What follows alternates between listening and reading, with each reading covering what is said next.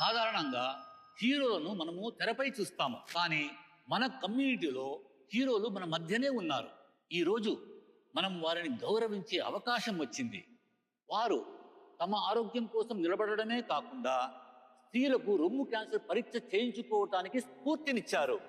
వారు ఎవరా అని మీరు ఆలోచిస్తున్నారు కదా?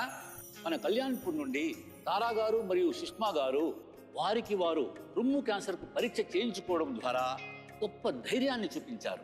దయచేసి మీరిద్దరూ వేదికపైకి రండి. ఇప్పుడు నేను తారా గారిని కొన్ని మాటలు మాట్లాడమని కోరుతున్నాను. సర్పంచ్ గారు, మీరు ఏమీ అనుకోకపోతే నేను మొదట మాట్లాడవచ్చా?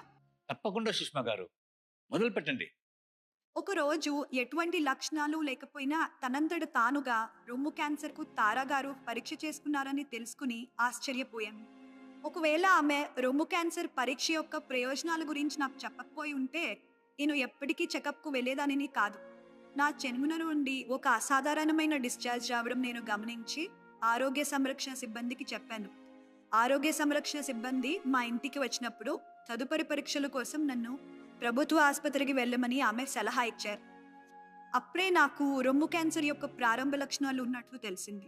త్వరగా గుర్తించి చికిత్స పొందడం వలన మాత్రమే అది మొదట్లోనే నయమైపోయింది. ఏమాత్రము మరింత ఆలస్యమై ఉన్నా సమస్యలకు దారి తీసి ఉండేది. ధన్యవాదాలు తారా గారు. నా ఆరోగ్యానికి ప్రాధాన్యత ఇవ్వటానికి మీరు నాకు స్ఫూర్తినిచ్చారు. ధన్యవాదాలు సుష్మా అక్క. మీరు ఎటువంటి ఆలస్యం చేయకుండా రొమ్ము క్యాన్సర్ పరీక్ష చేయించుకోవడానికి ముందడుగు వేసినందుకు నాకు చాలా సంతోషంగా ఉంది. మనం స్త్రీలుగా ఒక తల్లి, భార్య, స్నేహితుడు, టీచర్స్, నర్స్ వంటి ఎన్నో పాత్రలు ఒకేసారి పోషిస్తూ ఉంటాము.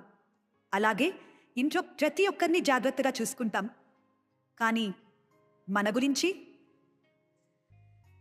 అందరిలాగే నేను కూడా నా ఆరోగ్యాన్ని నిర్లక్ష్యం చేశాను. కానీ నా భర్త, నా శ్రేయోభిలాషులు నన్ను నా ఆరోగ్యం యొక్క ప్రాముఖ్యతను గ్రహించేలా చేశారు. అలాగే నన్ను నేను పరీక్షించుకునేలాగా నన్ను ప్రోత్సహించారు. అప్పుడే నేను నా మొదటి అడుగు వేశాను. మీరందరూ కూడా మీ మొదటి అడుగును వేసి రొమ్ము క్యాన్సర్ పరీక్ష చేయించుకోవాలని నేను కోరుకుంటున్నాను. మహిళల్లో అత్యంత సాధారణ క్యాన్సర్లలో రొమ్ము క్యాన్సర్ ఒకటి. కాబట్టి ప్రతి మహిళ నెలకు ఒకసారి వారి రొమ్ములను స్వయంగా వారే పరీక్షించుకోవాలి. చేతి బెడల్పుగా చేసి రొమ్ముల్లోకి ఈ క్రింద లక్షణాల కోసం చూడండి.